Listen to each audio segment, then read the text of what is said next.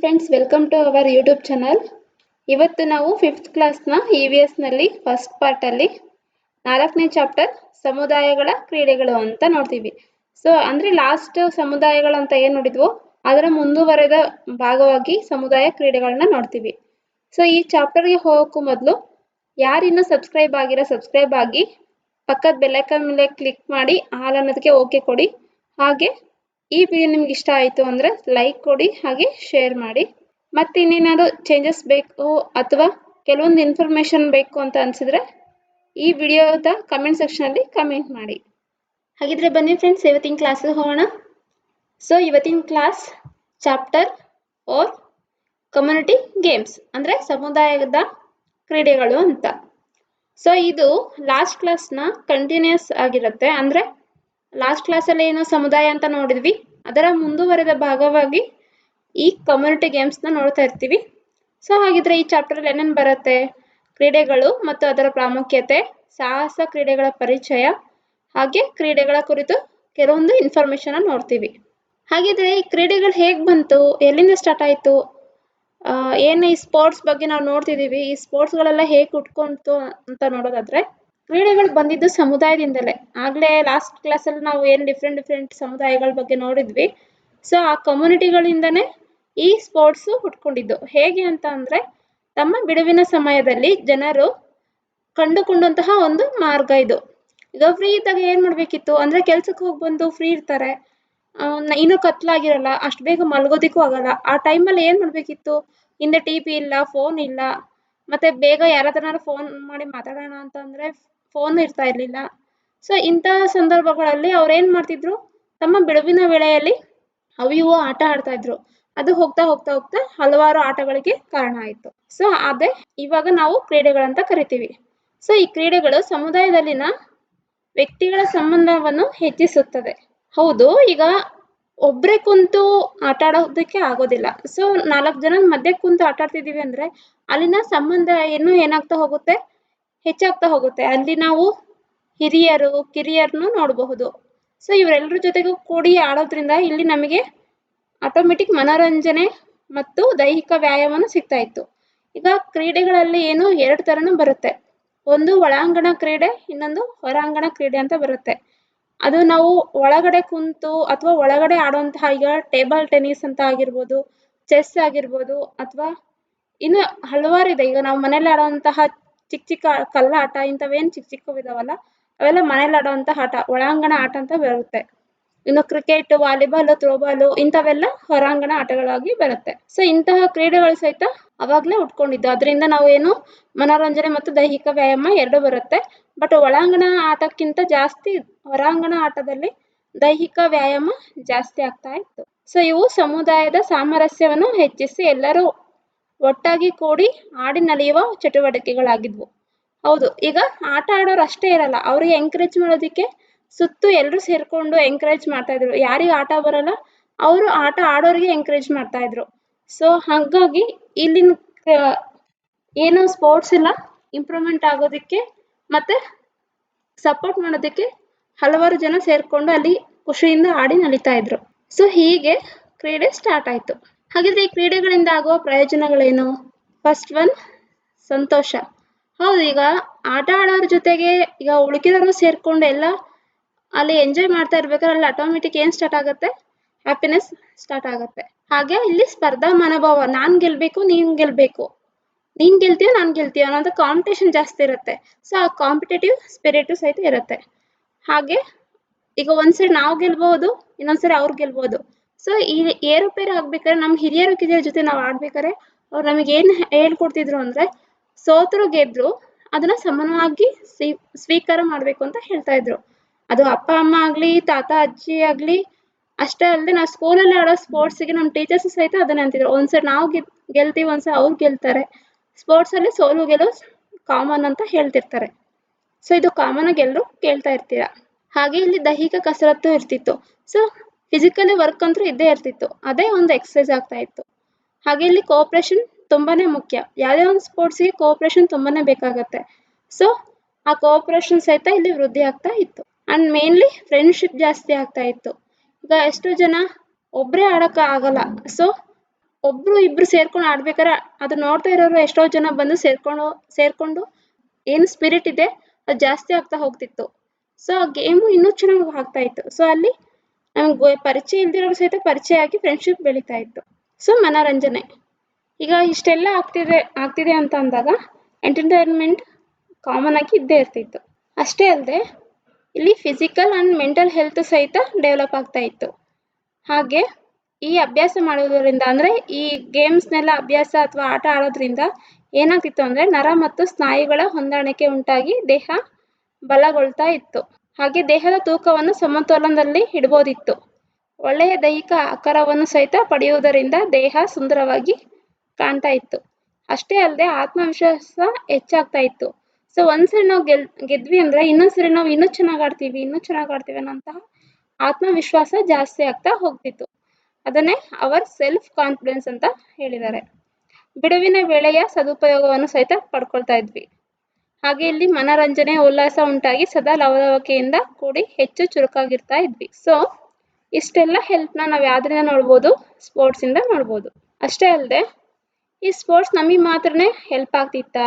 ಈ ಕ್ರೀಡೆಗಳು ನಮಗಷ್ಟೇ ಹೆಲ್ಪ್ ಆಗುತ್ತಂದ್ರೆ ನಮಗಷ್ಟೇ ಅಲ್ಲ, ಇದು ದೇಶೀಯ ಮತ್ತು ಅಂತಾರಾಷ್ಟ್ರೀಯ ಕ್ರೀಡೆಗಳಿಂದ ದೇಶ ವಿದೇಶಗಳ ನಡುವೆ ಸ್ನೇಹ ಮತ್ತು ಸೌಹಾರ್ದತೆ ಹೆಚ್ಚಿ ಪರಸ್ಪರ ಬಾಂಧವ್ಯ ಬೆಳೆದು ಸಂಬಂಧಗಳ ಉತ್ತಮ ಆಗ್ತಾ ಇದ್ವು. ಇದ್ರ ಬಗ್ಗೆ ಒಂದು question cooperative bank Karnataka cooperative bank ಎಕ್ಸಾಮಲ್ಲೂ ಒಂದು ಕಡೆ ಕೇಳಿದ್ದಾರೆ. ಅಂದರೆ ಈ ಸ್ಪೋರ್ಟ್ಸ್ಗಳಿಂದ ಅಥವಾ ಒಲಿಂಪಿಕ್ಕಿಂದ ಏನು ಹೆಚ್ಚಾಗುತ್ತಾ ಹೋಗುತ್ತೆ ಅಂತ ಕೆಲವೊಂದು ಆಪ್ಷನ್ಸ್ಗಳು ಕೊಟ್ಟಾಗ ಅದಕ್ಕೆ ಆನ್ಸರ್ ಇಲ್ಲಿ ಸ್ನೇಹ ಮತ್ತು ಬಾಂಧವ್ಯ ಬೆಳೆಯುತ್ತೆ ಅನ್ನೋದು ಆನ್ಸರ್ ಆಗಿತ್ತು. ಹಾಗೆ ಇಲ್ಲಿ ಸಾಹಸ ಕ್ರೀಡೆಗಳಂತ ನೋಡ್ಬೋದು. ನೋಡಿ ಇವೆಲ್ಲ ಅಷ್ಟೇ, ಇವೆಲ್ಲ ಸಾಹಸ ಕ್ರೀಡೆಗಳು. ಅವು ಯಾವ್ಯಾವು ಅಂತ ನಾನು ನೆಕ್ಸ್ಟ್ ಹೇಳ್ತಾ ಹೋಗ್ತೀನಿ ನೋಡಿ. ಫಸ್ಟ್ ಒನ್ನು ತೆಪ್ಪದಾಟ, ಪರ್ವತಾರೋಹಣ, ಆಕಾಶ ನೆಗೆತ, ಪರ್ವತ ಚಾರಣ, ಪರ್ವತ ಕಾಲುಬಂಡಿ. ಹೀಗೆ ಕೆಲವೊಂದು ವರ್ಡ್ಸ್ಗಳು ನಮಗೆ ಗೊತ್ತಾಗಬೇಕು ಅಂದರೆ ಇಂಗ್ಲೀಷಲ್ಲಿ ಮತ್ತು ಕನ್ನಡದಲ್ಲಿ ಎರಡು ನೋಡ್ಕೋಬೇಕು. ಸೊ ಇವೆಲ್ಲ ಅವನ್ನ ನೀವು ನೋಡ್ತಾ ಹೋಗ್ಬೋದು.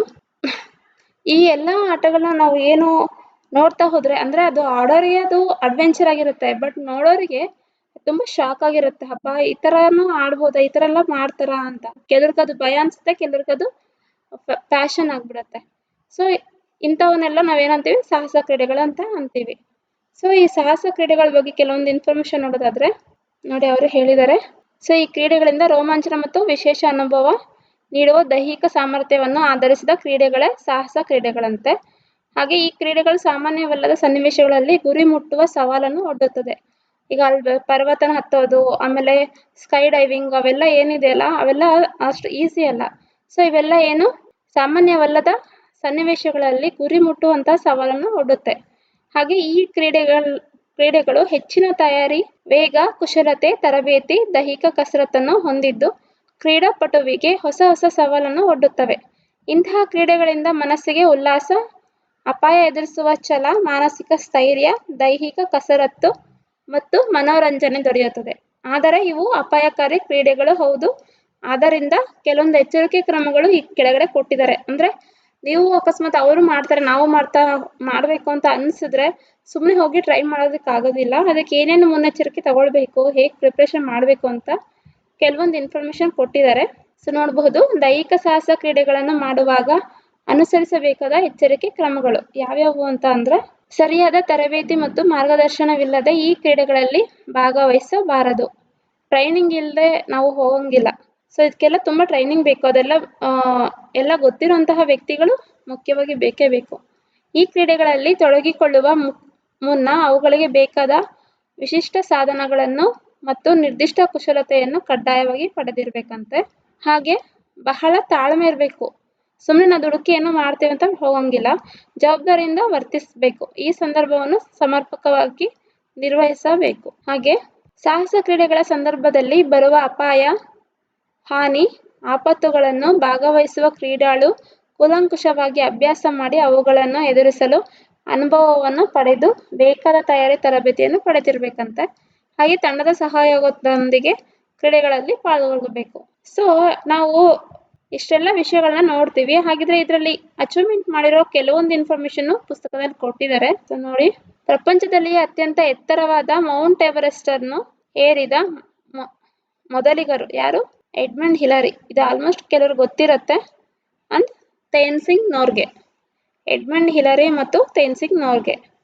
ಹಾಗೆ ಸೆಕೆಂಡ್ ಒನ್, ಮೌಂಟ್ ಎವರೆಸ್ಟ್ ಏರಿದ ಮೊದಲ ಭಾರತೀಯ ಮಹಿಳೆ ಅಂತ ಅಂದರೆ ಭಾರತದ ಫಸ್ಟ್ ಮಹಿಳೆ ಬಜೇಂದ್ರಿ ಪಾಲ್. ಇದು ತುಂಬ ಸರಿ ಕ್ವಶನ್ಸ್ ಕೇಳಿದ್ದಾರೆ. ಇದನ್ನು ಕೇಳಿದ್ದಾರೆ ಎಡ್ಮಂಡ್ ಹಿಲರಿ ಬಗ್ಗೆನೂ, ಹಾಗೆ ಬಚೇಂದ್ರಿ ಪಾಲ್ ಇವ್ರ ಬಗ್ಗೆನೂ ತುಂಬ ಸರಿ ಕೇಳಿದ್ದಾರೆ. ಮತ್ತೆ ಗ್ರಾಮೀಣ ಸಾಹಸ ಕ್ರೀಡೆಗಳು ನಮ್ಮ ಸಂಸ್ಕೃತಿಯ ಪ್ರತಿಬಿಂಬಗಳಾಗಿದ್ದಾವೆ.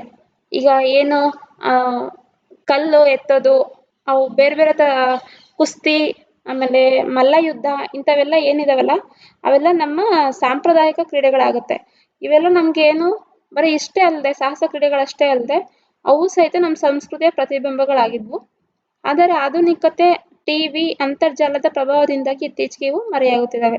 ಇವಾಗೆಲ್ಲ ಹೊರಗಡೆ ಕುಂತು ಆಡೋದಕ್ಕಿಂತ ಎಲ್ಲ ಟಿವಿ, ಫೋನಲ್ಲಿ ಆನ್ಲೈನ್ ಗೇಮ್ಸ್ಗಳು ನೋಡೋದ್ರಲ್ಲೇ ಜಾಸ್ತಿ ಆಗಿದೆ, ಮಕ್ಕಳು ಸಹಿತ ಅಷ್ಟೇ.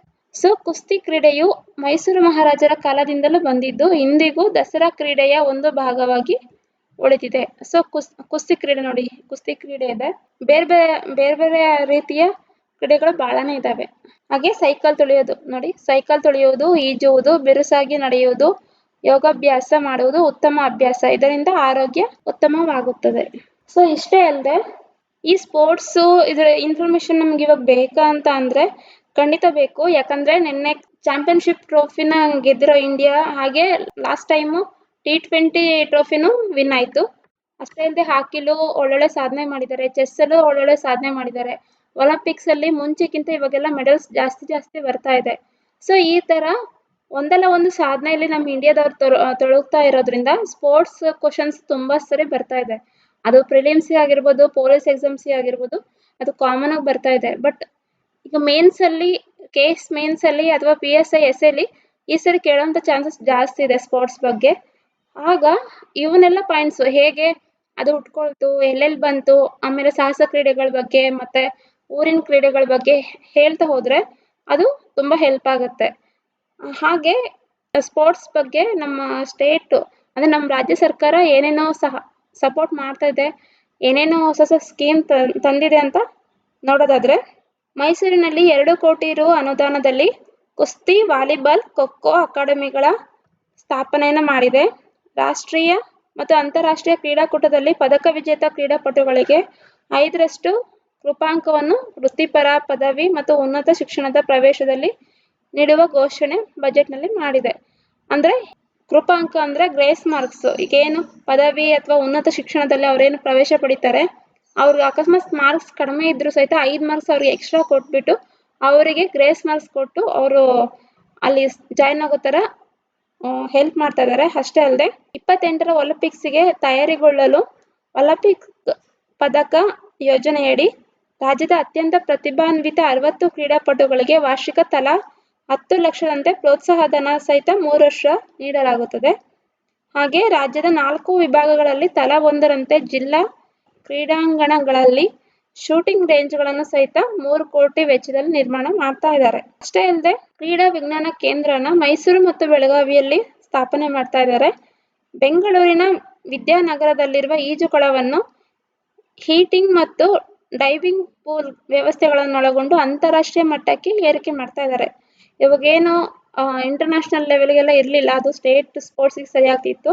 ಸೊ ಇವಾಗ ಇಂಟರ್ನ್ಯಾಷನಲ್ ಲೆವೆಲ್ಗೆಲ್ಲ ಅದನ್ನು ಇಂಪ್ರೂವ್ಮೆಂಟ್ ಮಾಡ್ತಾ ಇದ್ದಾರೆ. ಅಷ್ಟೇ ಅಲ್ಲದೆ ಚಾಮರಾಜನಗರದಲ್ಲಿ ಒಲಿಂಪಿಕ್ ಮಾದರಿಯ 50 ಮೀಟರ್ ಒಲಿಂಪಿಕ್ ಮಾದರಿಯ ಈಜುಕೊಳನ ನಿರ್ಮಾಣ ಮಾಡ್ತಾ ಇದ್ದಾರೆ. ಮತ್ತು ನಿವೃತ್ತಿ ಹೊಂದಿದ ಕ್ರೀಡಾಪಟುಗಳಿಗೆ ಮಾಶಾಸನ ಹೆಚ್ಚಳ ಮಾಡ್ತಾ ಇದ್ದಾರೆ. ಅವ್ರಿಗೇನು ಮಂತ್ಲಿ ಸ್ಯಾಲ್ರಿ ಟೈಪಲ್ಲಿ ಏನು ಕೊಡ್ತಾ ಇದ್ರು ಪಿಂಚಣಿನ, ಅದನ್ನು ರೈಸ್ ಮಾಡ್ತಾ ಇದ್ದಾರೆ. ಅಂತಾರಾಷ್ಟ್ರೀಯ ಮಟ್ಟದಲ್ಲಿ ಸ್ಪರ್ಧಿಸಿದವರಿಗೆ 6,000, ರಾಷ್ಟ್ರ ಮಟ್ಟದಲ್ಲಿ ಸ್ಪರ್ಧಿಸಿದವರಿಗೆ 5,000 ಹಾಗೂ ರಾಜ್ಯ ಮಟ್ಟದಲ್ಲಿ ಸ್ಪರ್ಧಿಸಿದವರಿಗೆ 4,500 ಹೆಚ್ಚಳ ಮಾಡ್ತಾ ಇದ್ದಾರೆ. ಸೊ ಇಷ್ಟು ಇನ್ಫಾರ್ಮೇಷನ್ನು ಈ ಬಜೆಟ್ನಲ್ಲಿ ಏನು 2025-26ನೇ ಸಾಲಿನ ರಾಜ್ಯ ಸರ್ಕಾರದ ಬಜೆಟ್ನಲ್ಲಿ ಘೋಷಣೆ ಮಾಡಿರುವಂತಹ ಕೆಲವೊಂದು ಸ್ಕೀಮ್ಗಳು. ಸೊ ಇವನ್ನು ಸಹಿತ ನಾವು ನೆಕ್ಸ್ಟ್ SL ಏನಾದ್ರು ಕೇಳಿದ್ರು ಅಂದರೆ ಅಲ್ಲಿ ಬರೆದ್ರೆ ಇದು ತುಂಬ ವೆಯ್ಟೇಜ್ ಆಗಿ ಈ ಟಾಪಿಕ್ ಬರುತ್ತೆ.